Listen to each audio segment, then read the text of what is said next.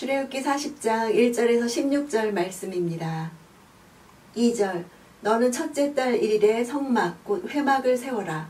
성막 완성은 출애굽한 지 거의 1년이 되는 출애굽 2년 1월 1일에 이루어진 것입니다. 첫째 달 1일은 이스라엘이 이집트를 떠난 기념일이었습니다. 그들이 노예에서 노임을 받은 것이 그들 영적인 역사의 시작이 된 것처럼 그들 가운데 여호와께서 성막으로 거하게 된 일도 새로운 시작이었습니다. 3절 그 안에 증거궤를 놓고 가리개로 궤를 가려라. 왜 증거궤라고 부를까요?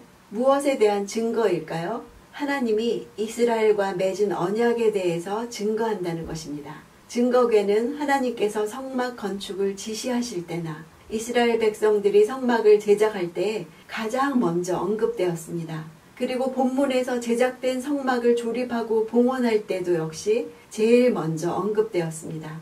이는 증거궤가 성막의 성물 가운데서 가장 중요한 성물임을 분명하게 보여줍니다. 결국은 성막의 모든 기구들을 통해 최종적으로 이루려고 하는 것은 하나님과의 만남이기 때문입니다.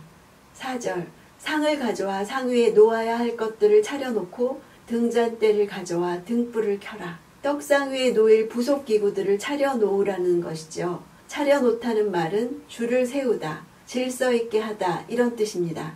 이것을 직역하면 그 위에 정리된 것을 정리정돈하라 입니다.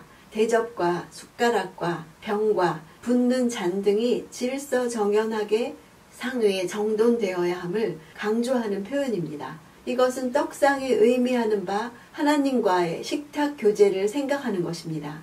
또 등잔대를 가져와서 등불을 켜라는 것은 말씀을 먹을 때는 성령의 빛 아래서 먹어야 함을 우리에게 말해주고 있습니다. 9절 기름 부음용 기름을 가져다가 성막에 바르고 그 안에 있는 것들에도 다 발라 성막과 그 안에 있는 기구들을 다 거룩하게 하여라. 그러면 성막이 거룩할 것이다. 여기서부터는 성막의 내적 완성에 대한 것입니다. 내적 완성은 성막의 모든 부분에 기름을 발라서 거룩하게 하는 것으로부터 시작합니다. 성물이 단지 만들어진 상태로는 거룩하지 못합니다. 거기에 거룩한 기름을 발라야 비로소 완전하게 거룩하게 구별될 수 있습니다. 이 기름 부어서 거룩하게 하는 절차가 없이는 성막은 결코 완성된 것이 아니었습니다. 기름을 바르다는 단어는 마샤흐입니다.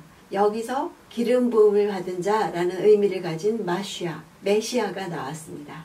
13절 그러고 나서 아론에게 거룩한 옷을 입히고 기름을 부어 거룩하게 해 제사장으로 나를 섬기게 하여라. 성막의 내적 완성 두 번째는 제사장을 성결케 하는 절차였습니다. 성막의 내적인 완성은 사역자의 거룩을 통해서 이루어졌습니다.